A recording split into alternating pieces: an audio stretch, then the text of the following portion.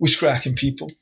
It's your man, Cousin T, aka the Alpha Wingman, representing high-level technicians operating globally and beyond.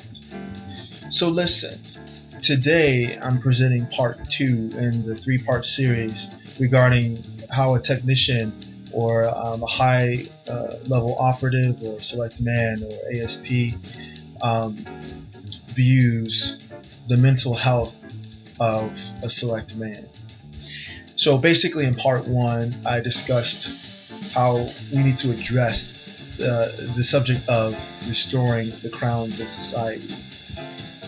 In this part, I want to talk about implementing holistic rituals that I have found and worked with and shared with others that help to identify and filter out the negative and weighty and the unbalanced and toxic elements that we encounter on a regular basis, especially when we maintain multiple relationships at different levels when we have rosters. But this also applies to the multitude of relationships that we have with our family members, with our friends, with our inner circles, with our external circles, with our employers, with our clients, with our partners, and just with navigating this space of the modern Western world, or even globally, depending on the level that you operate at. Again, I want to say that I always recommend everyone seek a mental health professional. I know of several mental health professionals. I have one on my roster, but the point is, beyond the recommendations that you can get from a space like this, or even privately on Patreon, definitely seek out professional mental health, even if it's just for a checkup. You don't have to go doing a deep dive initially. So that being said, I want to get into the implementation of the holistic rituals, but I want to set this up by starting with what a ritual is, because a lot of people hear ritual and they can't really apply what that actually means, because there's a disconnect. People hear the word ritual and they say, oh shit, I need some sage and burn some incense or whatever, this hoodoo type stuff. No, not at all. And let me give you this example from my past. Now, a lot of people who have listened to my content know that growing up and in school, I played every sport known to man except for cricket, probably. But one of my primary sports was football, and I played safety and corner. And for the time that I played football, what I would do with my defensive assignment was, before I would tackle a guy, because I was usually the fastest guy on the team, and what I would do was run a full circle around my defensive assignment before I tackled him. Of course, that was showboating. Of course, that was stupid, and that ultimately led to a guy in one scenario running into the side of my knee with his knee, and I got a sprained ACL as a result. But beyond that, there were rituals that we took place that we performed before, during, and after practices and games. And I think that this is a more relatable example of how we use rituals in our daily lives. So for any sport or any athletic activity, coaches would recommend that the teammates stretch, warm up, cool down, stretch again, and then ice ultimately. That's a ritual. Stretch, warm up, cool down, stretch, ice, right? It's something that is very simple, something that young people hate to do, but something that will carry you well into your elder years, as a functioning, biological system. And for my dancers, and because a lot of people may or may not know, that I used to be an exotic dancer, but now I do choreography and I train dancers with choreography and scene production. So for the dancers that I teach choreography and scene production to, I usually start with a rap session. And basically a rap session is when we sit in a circle and I explain, that this line of work will destroy you if you're not in control of your emotions and desires. I mean, just think about it. You're a fairly attractive man who has a good body, and you've got, the tools and the package that the majority of women not only desire, but they're willing to pay the cover to come in and to interact with. That has to gas up a lot of guys' heads. But on the flip side, that gives the uninitiated or some guys too much power.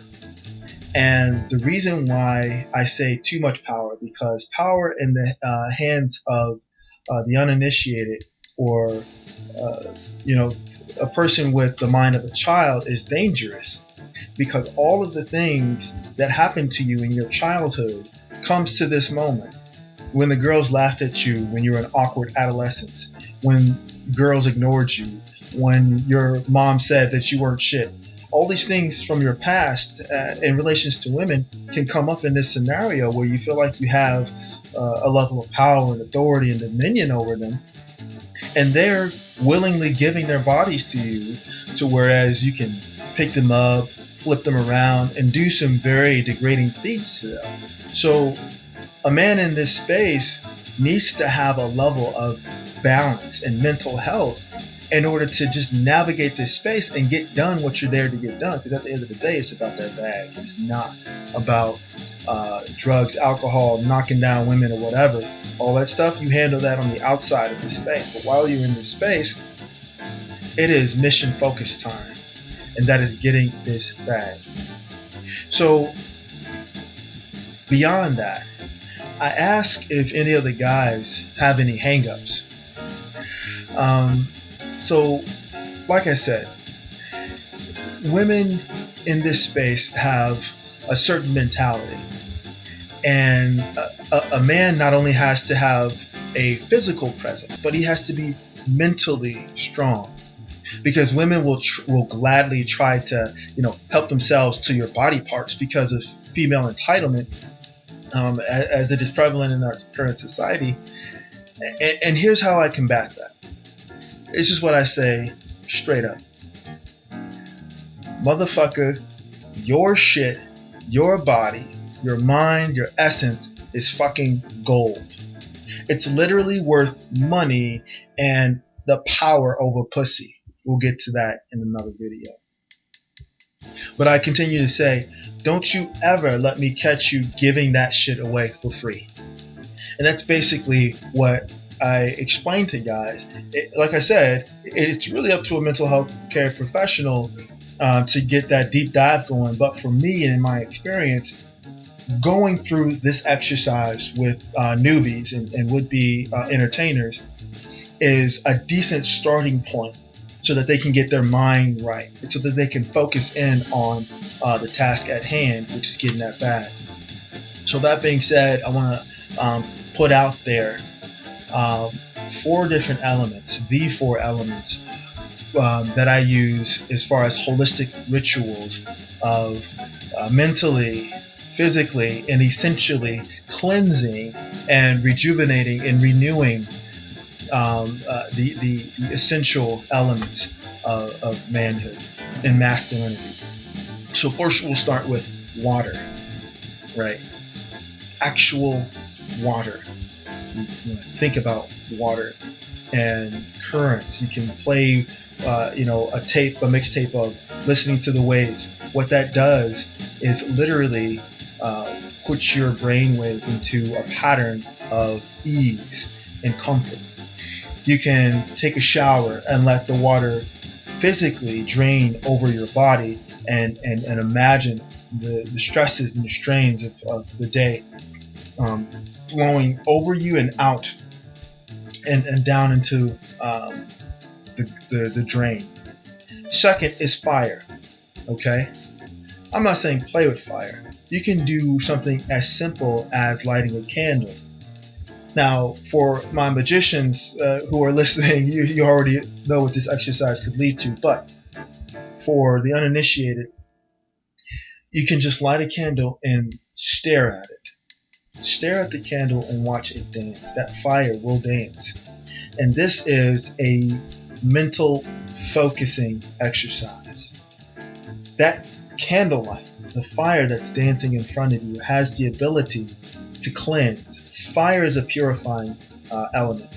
It not only can destroy and engulf because it's alive and it eats, but it has the ability to purify, to cleanse thoughts. And that's what you should focus on when you're using the element of fire in holistic rituals. Third, I want to suggest, of course, earth. All right, earth can be accessed with the forms of either incense ash, burning incense, and or mud, combining the elements of water and earth. Mud baths are great if you can get to a bathhouse, or if you live in a region of the planet that has, mud baths or volcanic pits. That's awesome. If not, all you have to do is get some soil, right? If you're concerned about cleanliness, get some potting soil and put water in it. Create the mud. Use your hands to, emulsify the mud and the soil within the water. Get that mixture nice and smooth, and then put your feet in the mud. Obviously, if you go outside on a rainy day, this is the ideal situation. And the best situation for this is the mud under a tree. But again, that's another video for another day. But putting your feet in the mud and having your seat somewhere, either in a chair or on the ground, and swashing your feet around in the mud, that is that connectivity, right, to earth. That is the grounding of these energies and the toxicities. Allow that grounding to be removed via the chakras in your feet. You have hundreds of chakras in your feet, and that's a wonderful conduit for allowing toxins to escape from the body. Finally, when there's so much that can be said about air, just breathing, slowing down your rate. And my athletes understand what I mean when I say this. Coaches all often preach when you're running, when you're doing cardio, to inhale through your nostrils and exhale through your mouth. This is so that you can grasp control of your systems. You breathe in, oxygen comes in, fills your blood cells, fills your lungs, your heart rate can be regulated with this. Control the exhale out. Now, when you do this, if you're sitting down at the end of the day, just slowing your breath, slowing your heart rate, getting control. Even if you do this in a situation where you find yourself blowing up and getting upset or angry or mad, this is how you use the element of air as a healing mechanism within your tool set of holistic rituals. Now, these are just 4 of the main elements. There are many other elements, but we won't get too deep in this particular video. I leave these to you guys to try. Let me know what you think. This works for me, and this has worked for people that I've recommended it to. But as always, listen to your inner voice. If it tells you to get help, definitely get help. I recommend professional help, but if you have someone that you can reach out to immediately, do so. Get the ball rolling, get the process started, because you have so much to accomplish while you are here on this planet. And as always, this is your man, Cousin T, aka the Alpha Wingman, stay sharp and mission focused. Later.